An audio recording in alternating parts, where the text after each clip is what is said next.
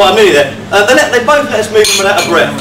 There's been lots of ups and downs, I'm sure you can imagine, and they really have helped us save Australia, and they've done more for us than I think they probably know, so thank you very much, both of you. On to my folks now.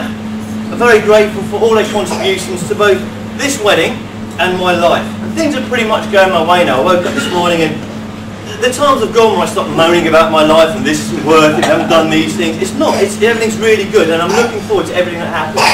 I owe a lot of that to my parents. From my dad, I've inherited the ability to listen but not actually hear what's being said.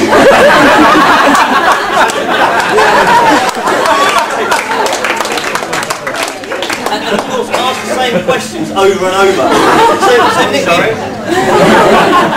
Nick, you played hockey this weekend. No, Dad, we played hockey.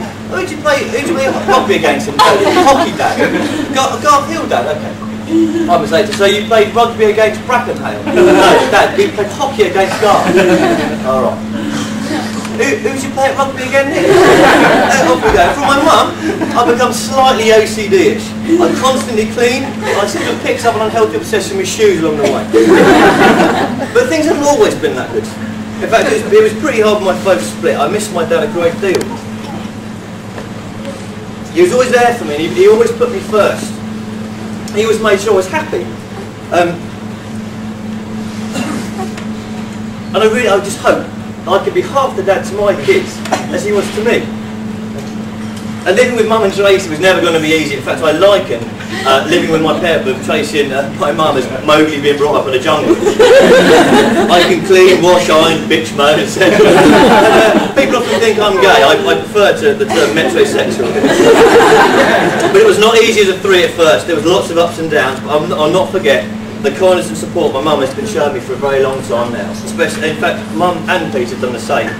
And they really have looked after us in the build up to Australia. And they've done everything possible to give us the best possible start over there. I'm very grateful. Nearly there, last page. So on to my best men, two of the greatest friends I believe a lad can ever have. You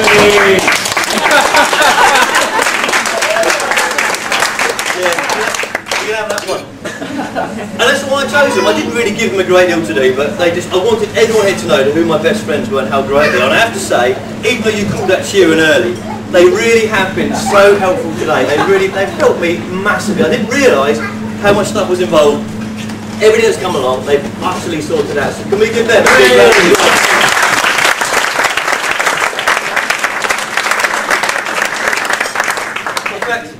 In fact, Dan's the older brother I think I've never had, and he kind of, excuse my language, he kind of has no bullshit attitude to life.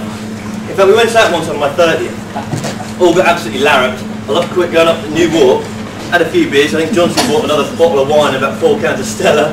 Good work. And we went up and we were trying to get a leapfrog, and I thought, I'm going to do a really big leapfrog. I'm going to run really quick. I didn't realise the best way to do a really good leapfrog is to go up rather than forward. I legged it, I just jumped, and straight away, as I went over Jamie's back, I thought, oh, that's not going to go very well. And it didn't, and I fell. And put my hands down, which wouldn't have been a problem. They just re-gravelled New Walk. I just shredded my hands. And I was just in a bit of a mess, didn't get up, got home. The cat got out as we went in, which meant I let the cat out and got done by Lucy. I was washing up my hands, I was a bit drunk, I didn't really know what to do, and I said, oh Dan, what do I do? And he just looked at me, picked the biggest skin he could find off my hand, just stuck it to my face and walked off. And I think he said to me afterwards, are you going to eat that? yeah. And then there's Johnson. Or Jonesy, I call him Jonesy, but we've lived in a number of places together, and we've had a lot of fun, we've done a lot of things together, and most of the time I had a few issues, a few years back, and I was recuperating a lot of the time, and Jonesy, he really listened to me countless times. He guided, he advised me, and he supported me brilliantly, and I can't thank Jonesy enough for that. And how do I reward him? Well, one time he was away from work, and his birthday was coming up. I thought, well, what I'll do is I'll send out an email to everybody, say, well, everybody, let's go to the pub and let's meet John Saturday. We'll surprise him. So I sent it off, brilliant, really good, and then copied him in. It wasn't in Word. I thought, okay, I'll get on this laptop, get on this PC, log in, go in and delete it. So I did that, and then I realised, oh, there's a girl that one of his customers, he sort of keeps on. I thought, I know, I'll just send her a joke. So, hello whoever this is, like, my name's Nick Phillips, here's my email address. I'm going to send you a jokey email. You go along with it and it'll be a right laugh. Sent it off. Then, dear Emma, Colin here, I think I love you, I'm really into you, you're the best thing except made it really weird and sent it off. Brilliant, no problem. Go back to my PC a bit later on, could have offence again, an email had come through from this girl. Brilliant, no problem, except the title was, I think in 2 words, you and wanker. So what happened was she got the second email first. And she just got a message from Johnson going, hello there, I love you, I think you're brilliant, etc. And replied to him, Johnson, you're so weird, don't ever do this to me again.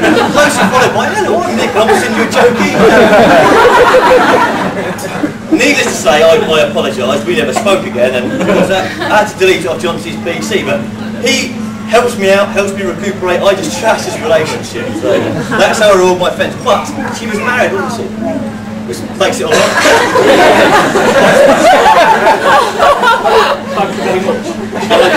I did check that with Sue as well.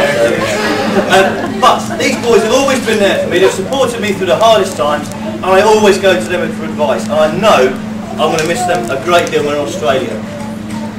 Final bit. Lucy and I are genuinely grateful that everybody could come today. We've always been very dismissive of other people's weddings. They don't need to know we're going, it's not that much hard work. So, sorry. It is, I get that now. Sorry. Very sorry about that. It means a great deal to us that everybody is coming here. I'm really, really grateful you could come. But it's not just a wedding party, it's a leaving party. I often think of the situations I've been with many of you. Some of them keep me awake at night laughing, like last night, and some obviously make me feel sad. Here's just a couple of them. Feet. Snogging a girl when I was 14 on my bed in Normandy, then throwing a ball at me because I wouldn't help him find his socks. And if I remember correctly, I then left your room and Mr. Hart caught me leaving to go to the taxi. And he asked me what I was doing, and I just burst into tears. Yeah, I'm as hard as you are, wasn't it? My dad, for always put me first when I was young. Duncan, for repairing my windscreen with a wind-up torch. In fact, it was sleeting, starting to get dark, I had a Cicento sporting, and there's a very intricate part of my windscreen mob that they needed fixing, and so it was getting dark, and the only torch Duncan could find was like a white light was just coming like that. He's like, go on, it'll be right, we'll fix it. We did though. Yeah, okay, Dan and Johnsy for our porn box, and it's not what you think. Just a really big box, full of porn. I'm with Peter for all those weekends and let us staying up at 10 PM. John for letting me stay at Plymouth and then snogging all his mates, so I was 16 trying to snog all his mates. Richard and Ruth for keeping us every week and putting up with us having a lovely meal with them. Dave for being appropriate. That's inappropriate day. Every other day now becomes appropriate day. Chris for telling me about kids made out of glue and pot noodle. That was a story. Debbie for telling me about our wedding ceremony, for her it was the best part of the day. I'll never forget that, that was lovely. Blue, wherever he is, for letting me do his gags. And Palm for not battering me at squash when he could so easily have done so. He was the only guy that was on the squash court helping me out, I'll not forget that. But what I'm trying to say is, we promise not to forget you, so please don't forget us in Australia. And in fact there's a piece of advice that really kept us focused on Australia. And I'm sure some of you will recognise this. It was heartfelt, honest, and it was moving. And it was, spend your life living your dreams, not planning them. And for Lucy and I think we're trying to do that. And that's why we're going to Australia. However hard it's going to get. But then I thought, well, I've got 2 pieces of advice I want to share with you lot. And I've used these as guidelines for my life. They haven't let me down yet. But I said these 2 pieces of advice, and it's over. 1. In terms of decisions, hang your balls out there. That's how you become great. In times of uncertainty, sometimes, just sometimes, you have to shit your pants jumping and swim.